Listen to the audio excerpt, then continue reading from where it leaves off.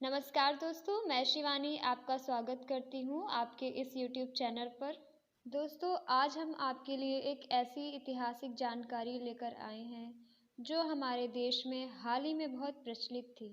जी हाँ दोस्तों, आज हम आपको बताने वाले हैं चित्तौड़गढ़ के बारे में।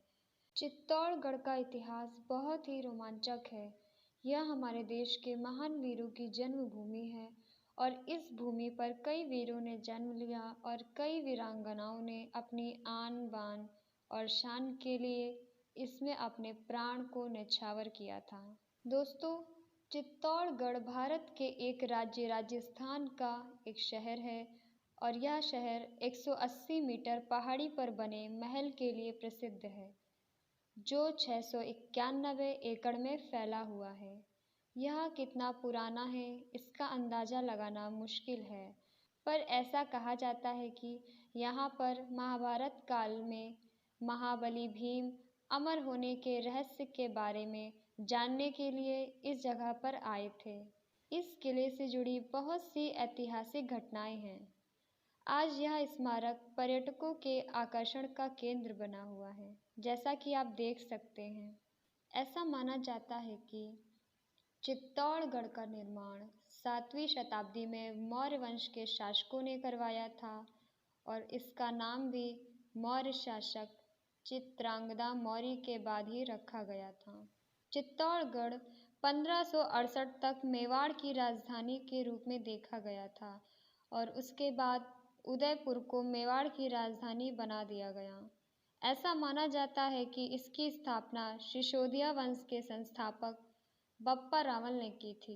बप्पा रावल को चित्तौड़गढ़ 8वीं शताब्दी में सोलंकी राजकुमारी से विवाह करने पर दहेज के एक हिस्से के रूप में मिला था और उसके बाद बप्पा रावल के वंशजों ने इस पर राज किया। इतिहास के पन्नों के अनुसार इस किले पर 7वीं शताब्दी से 1568 तक राजपूतों के सूर्यवंशी वंश ने राज्य किया था। राजपूतों ने इस राज्य का परित्याग किया था क्योंकि 1567 में मुगल शासक अकबर ने इस किले को घेरा था और उसके बाद अकबर ने इस किले को कई बार नष्ट भी किया। लंबे समय बाद 1902 में इसकी फिर से मरम्मत कराई गई। इतिहास में इस किले के कई बार टूटने और कई बार निर्माण की कहानियां हैं। चित्तौड़गढ़ पर आक्रमण तो कई बार हुए, पर इस किले और राजपूत के पराक्रम के आगे कोई टिक नहीं पाया। ऐसा कहा जाता है कि 7वीं शताब्दी से 16वीं शताब्दी के बीच इस राज्य को 3 बार लूटा गया।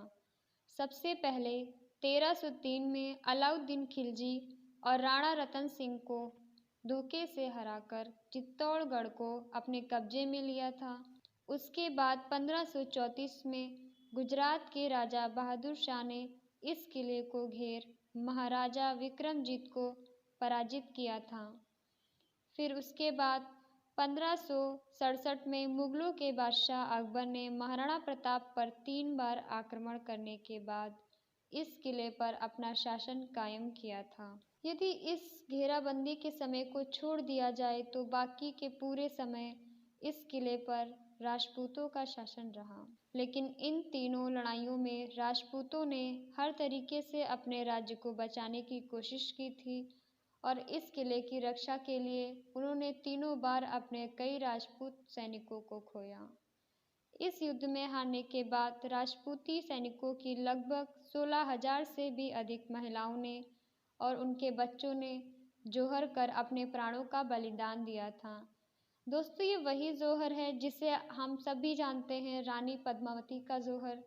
ये वही स्थान है जहाँ पर रानी पद्मावती ने जौहर किया था।